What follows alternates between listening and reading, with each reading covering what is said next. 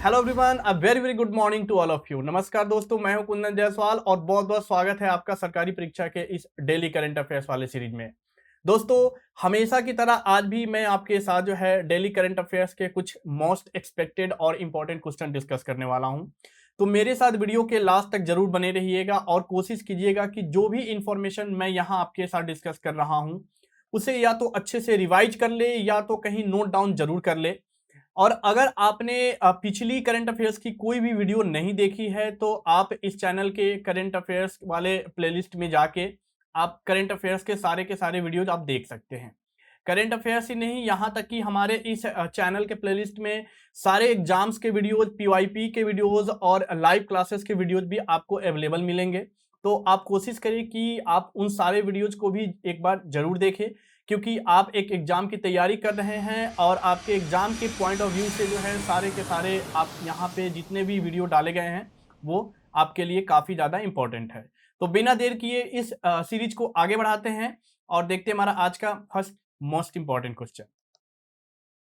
एशियाई युवा और जूनियर भारोत्तोलन चैंपियनशिप 2022 में किसने स्वर्ण पदक जीता है? Who has won the gold medal at Asian youth and junior weight lifting championship 2022? हमारे ऑप्शन है, option A Harshada Sharad Garud, option B Saumya Dalvi, option C Dnyaneshwari Yadav या ऑप्शन डी वी रितिका। बात यहां पे हो रही है Asian youth and junior weightlifting championship की। और इस चैंपियनशिप में इनमें से एक खिलाड़ी ने जो है भारत को गोल्ड मेडल दिलाया है। तो चलिए जानते हैं कि किसने दिलाया है। हमारा जो सही जवाब है वो है ऑप्शन ए हर्षदा शरद गरुड़ जी। इन्होंने अभी हाल ही में जो एशियन यूथ और जूनियर वेट लिफ्टिंग चैंपियनशिप का आयोजन किया गया है और इसका जो आयोजन किया गया है वो ताशकंद उज्बेकिस्तान में किया गया है, ठीक है। इस चैंपियनशिप में इन्होंने भारत को स्वर्ण पदक दिलाया है और ये जो स्वर्ण पदक इन्होंने भारत को दिलाया है वो वुमेन्स 45 केजी कैटेगरी में इन्होंने ये जो है स्वर्ण पदक भारत को दिलाया है, ठीक है। और अगर हम जो है बात कर ले तो इन्होंने इस स्वर्ण पदक के लिए जो वेट इन्होंने उठाए हैं वो टोटल 157 केजी के वेट है, जिसके कारण इन्हें जो है स्वर्ण पदक से नवाजा गया है, जिसमें 69 केजी प्लस 88 केजी के जो है ये वेट इन्होंने इस इवेंट में उठाया है। और इनके अलावा जो है भारत की एक और वेट लिफ्टर सौम्या दलवी जी ने जो है इस इवेंट में ब्रॉन्ज मेडल हासिल किया है 45 केजी यूथ इवेंट में, ठीक है। तो इस इवेंट में इन्होंने जो है ब्रॉन्ज मेडल हासिल किया है। और वहीं अगर हम हर्षदा शरद गरुड़ की बात कर ले तो इन्होंने गोल्ड मेडल जीता है। आगे बढ़ते हैं, देखते हैं हमारा अगला सवाल। निम्नलिखित में से किसे बीसीसीआई के नैतिकता अधिकारी और लोकपाल के रूप में नियुक्त किया गया है? Who among the following has been appointed as BCCI ethics officer and ombudsman? हमारे ऑप्शन है, option A D K Jain, option B Vineet Saran, option C Hemang Amin या ऑप्शन डी जय शाह।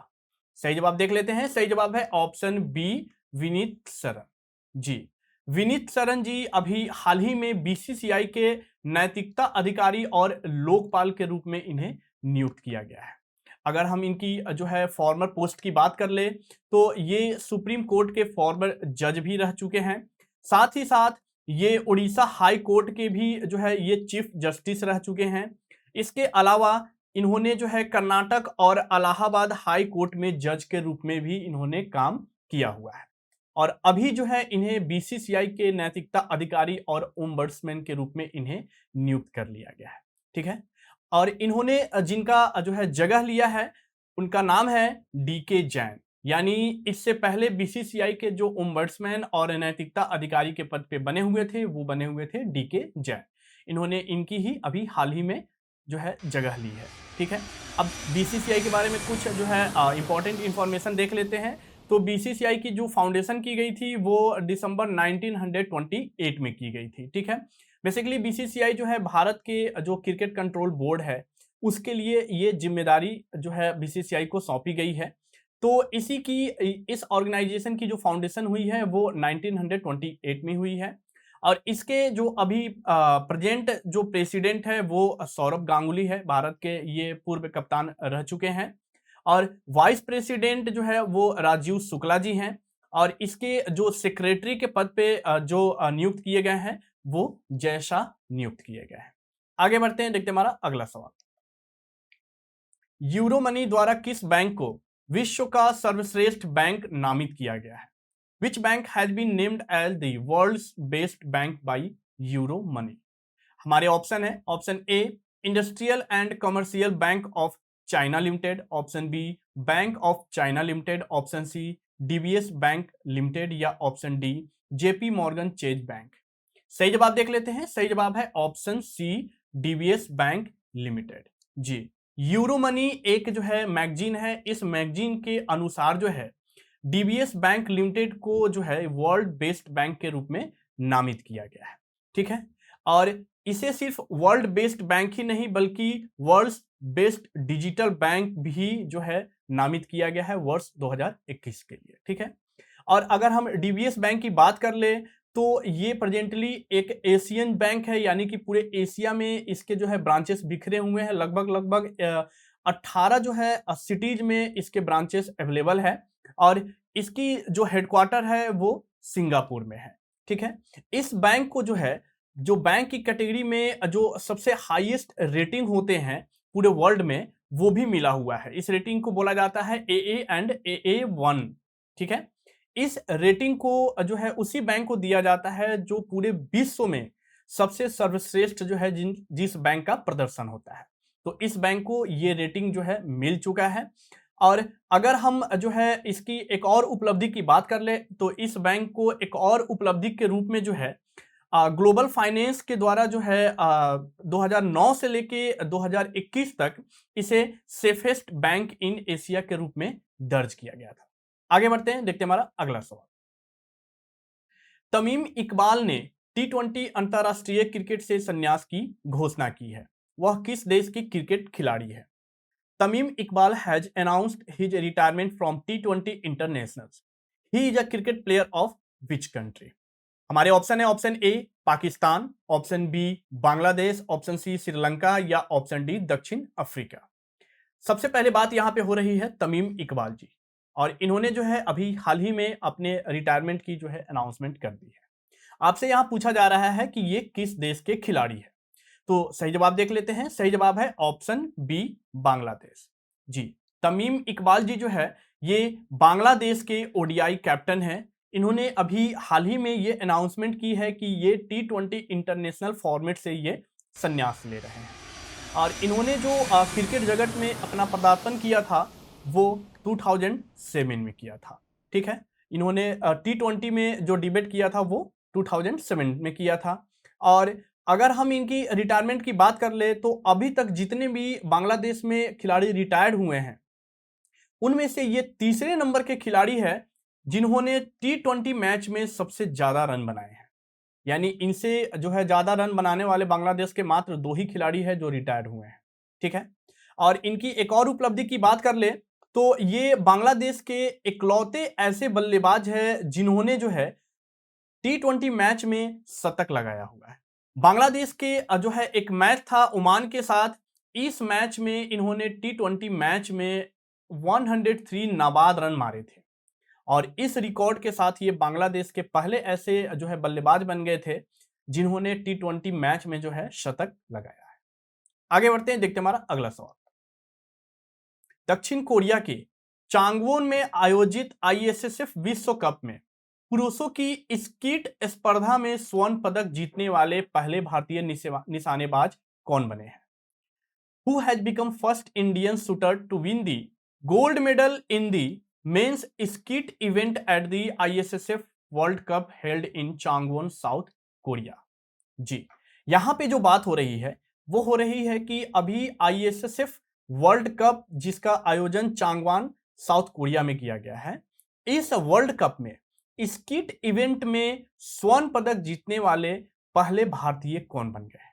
ठीक है, अब हम देखते हैं ऑप्शन। ऑप्शन है मेहुली घोष, ऑप्शन बी है तुषार माने, ऑप्शन सी मेराज अहमद खान, या ऑप्शन डी सौरभ चौधरी।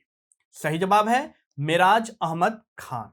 जी, इन्होंने जो इस चैंपियनशिप में जो गोल्ड मेडल जीता है वो गोल्ड मेडल जीता है मेंस स्कीट इवेंट में। यहाँ पे आपको जो मैंने यहाँ मार्क किया है, बॉक्स बनाया है, इस बॉक्स को ध्यान रखिएगा। यानी कि ये gold medal men's skeet event में इन्होंने जीता है और इस इवेंट में किसी भी शूटिंग चैंपियनशिप वर्ल्ड कप में ये गोल्ड मेडल जीतने वाले पहले भारतीय बन गए हैं। ठीक है, और अगर हम इनकी उपलब्धि की बात कर ले तो ये 2 बार ओलंपियन रह चुके हैं, यानी ओलंपिक में इन्होंने 2 बार पदक भारत को दिलाया है। ठीक है, और सिल्वर मेडल जो इस वर्ल्ड कप में जिन्होंने जीता है वो साउथ कोरिया की मिन्सू किम ने जीता है, और ब्रोंज मेडल जिन्होंने जीता है इस आईएसएसएफ शूटिंग वर्ल्ड कप में वो ग्रेट ब्रिटेन के बेन लेवेलिन जीता है। ठीक है, और आईएसएसएफ वर्ल्ड कप 2022 का आयोजन कहां किया गया था? तो ये साउथ कोरिया के चांगवोन में इसका आयोजन हुआ था। आगे बढ़ते हैं, देखते हैं हमारा अगला सवाल। निम्नलिखित में से किसे कार्मिक एवं प्रशिक्षण विभाग के संघ लोक सेवा आयोग के सदस्य के रूप में नियुक्त किया गया है? Who among the following has been appointed as a member of the Union Public Service Commission, Department of Personnel and Training informed? जी, बात यहां पे हो रही है यूपीएससी के एक मेंबर की नियुक्ति की, और इस मेंबर की जो नियुक्ति की गई है वो यूपीएससी के department of personal and training inform ने की। आपको बताना है कि उनका नाम क्या है। हमारे ऑप्शन है, option A lieutenant general Raj Shukla, option B lieutenant general JS Nain, या option C lieutenant general Rana Pratap Kalita, या option D lieutenant general Upendra Dwivedi. सही जवाब देख लेते हैं। सही जवाब है option A lieutenant general Raj Shukla. जी, ये रिटायर्ड हो चुके हैं और इनकी जो अभी नियुक्ति की गई है वो यूपीएससी के department of personal and training informed के मेंबर के रूप में की गई है। ठीक है, लेफ्टिनेंट जनरल राज शुक्ला जी की बात कर ले तो ये इंडियन जो है आर्मी के ये ट्रेनिंग कमांड चीफ भी रह चुके हैं। ठीक है, और इन्होंने जो है मिलिट्री में लगभग 4 डिकेड्स यानी कि इन्होंने 40 साल अपनी सेवा मिलिट्री में दी है। और यूपीएससी की अगर हम बात कर ले तो जिसके ये मेंबर बने हैं, यूपीएससी में जो टोटल मेंबर होते हैं वो 10 मेंबर्स होते हैं और एक चेयरमैन होते हैं। और यूपीएससी के जितने भी मेंबर और चेयरमैन की जो नियुक्ति की जाती है वो हमारे भारत देश के प्रेसिडेंट के द्वारा की जाती है। इसे आप जरूर ध्यान में रखिएगा। ठीक है, और जो मेंबर की नियुक्ति की जाती है उनका जो टर्म होता है या तो डेट ऑफ ज्वाइनिंग से 6 इयर्स के लिए होता है या तो 65 साल की उम्र तक इनकी जो है टर्म होती है। जो भी पहले पूर्ण जाता है तब तक इनकी टर्म जो है बनी रहती है। ठीक है, और अगर हम यूपीएससी के चेयरमैन की बात कर ले तो अभी प्रेजेंट में जो यूपीएससी के चेयरमैन है उनका नाम है मनोज सोनी। आगे बढ़ते हैं, देखते हैं हमारा अगला सवाल। नरेंद्र बत्रा ने FIH IOA अध्यक्ष और IOC सदस्य के पद से इस्तीफा दे दिया है। वे IOC के सदस्य कब बने थे? Narendra Batra has resign as FIH IOA president and IOC member. When did he become a member of IOC?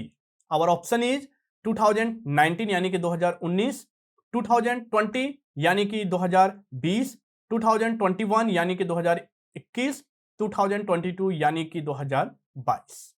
बात हो रही है नरेंद्र बत्रा जी की। इन्होंने अभी हाल ही में जो है इंटरनेशनल हॉकी फेडरेशन, यहां पे आपको FIH का मतलब वही होता है इंटरनेशनल ओलंपिक एसोसिएशन और इंटरनेशनल ओलंपिक कमेटी के ये मेंबर के रूप में इन्होंने इस्तीफा दे दिया है। यहां बात हो रही है कि ये IOC के मेंबर कब बने थे?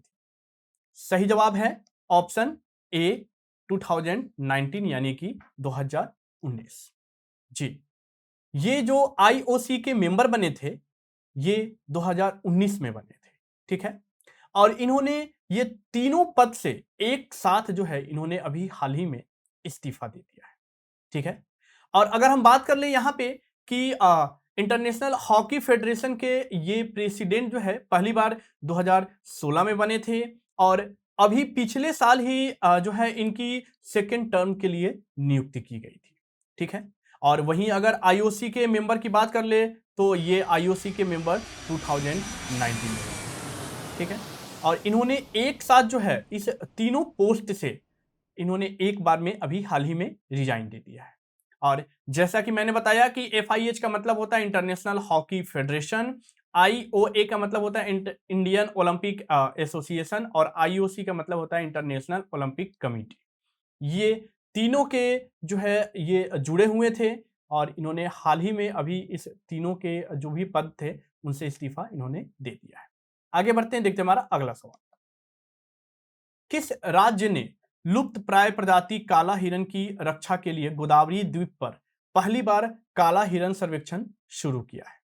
Which state has launched the first ever black deer survey on Godavari Island to protect the endangered species black buck? ठीक है, हमारे ऑप्शन है ऑप्शन ए जम्मू और Kashmir, option B Andhra Pradesh, option C Maharashtra या ऑप्शन डी मध्य प्रदेश। काला हिरन ये जो है काफी न्यूज में भी रहता है आजकल या पहले भी रहा है।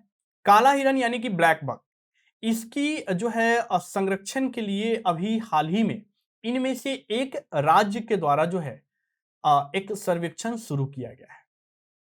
तो आपको बताना है कि किस राज्य में जो है देश का यह पहला सर्वेक्षण काला हिरन के लिए शुरू किया गया है। चलिए सही जवाब देखते हैं। सही जवाब है ऑप्शन बी आंध्र प्रदेश।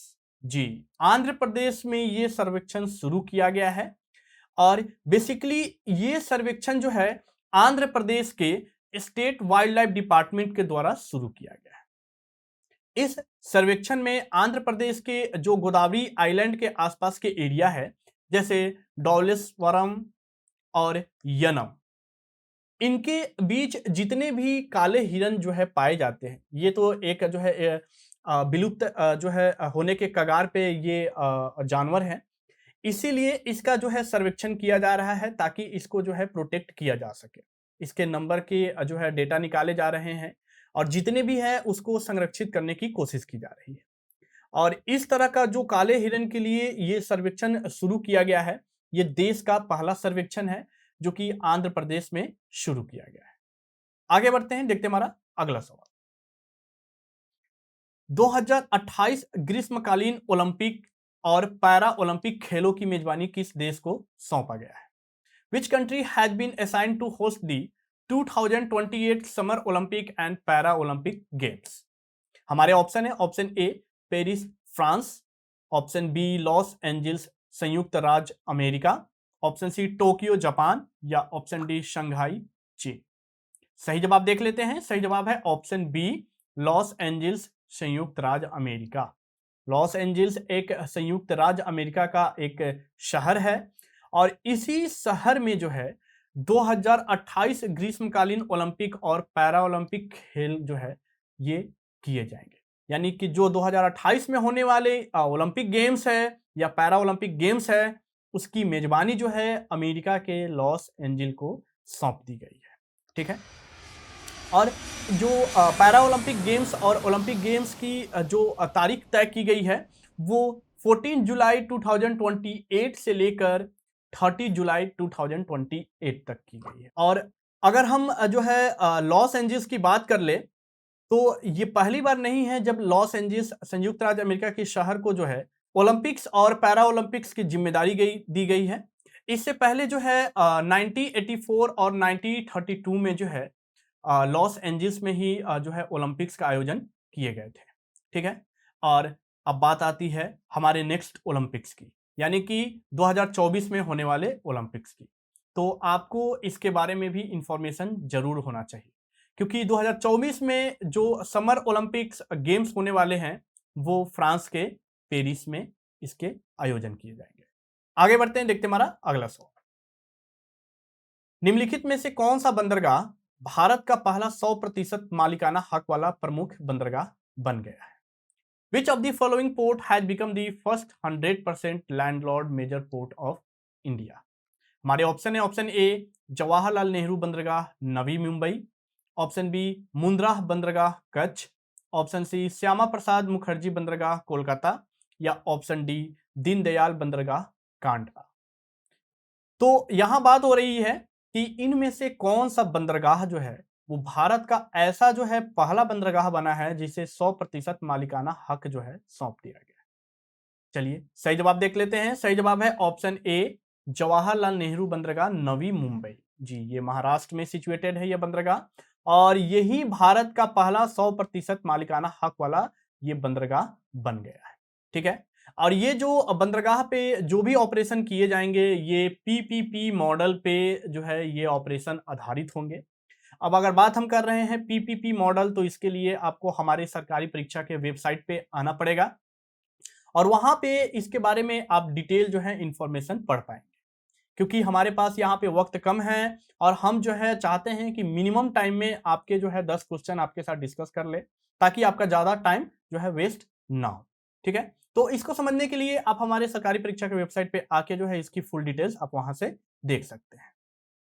अब जो है अगर हम बात कर ले कि ये जो पोर्ट जो है 100% मालिकाना हक वाला जो बना है, बेसिकली इसमें क्या है कि ये पोर्ट के जितने भी जंक्शन है या कंपार्टमेंट्स है, अब जो है इस पोर्ट के वो सारे के सारे जंक्शन कंपार्टमेंट का हक जो है जवाहरलाल नेहरू के पोर्ट के जो है अंदर में। और जवाहरलाल नेहरू पोर्ट जो है हमारे देश का एक लीडिंग कंटेनर पोर्ट्स है, और इसे जो है ग्लोबल रिपोर्ट्स में 100 पोर्ट में जो है 26 रैंक जो है दिया गया है।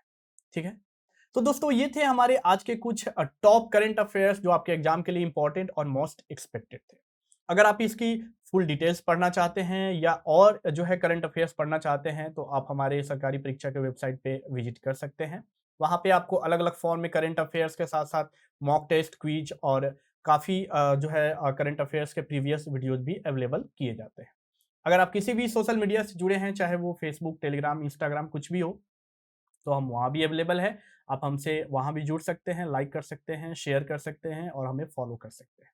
अगर आपको ये वीडियो पसंद आया है तो आप इस वीडियो को लाइक करें, शेयर करें और हमें कमेंट करके जरूर बताएं कि आपको आज का वीडियो कैसा लगा है। अगर आप इस चैनल पे नए हैं तो सबसे पहले इस चैनल को सब्सक्राइब कर लें और बेल आइकन को जरूर प्रेस कर लें, क्योंकि जब आप बेल आइकन को प्रेस कर लेते हैं तो आपके पास जो है हमारी नेक्स्ट वीडियोज की नोटिफिकेशन सबसे पहले पहुंच जाती है। तो दोस्तों पढ़ते रहिए और अपनी एग्जाम की तैयारी को और मजबूत बनाते रहिए। हम रोज सुबह आपके साथ 6:30 बजे करंट अफेयर्स डिस्कस करते रहेंगे। आपके जितने भी करंट अफेयर्स के सवाल आपके एग्जाम में पूछे जाने वाले हैं, एक भी हम आपके जो है करंट अफेयर्स सेक्शन से मिस नहीं होने देंगे। मिलते हैं आपसे अगले वीडियो में, तब तक के लिए नमस्कार।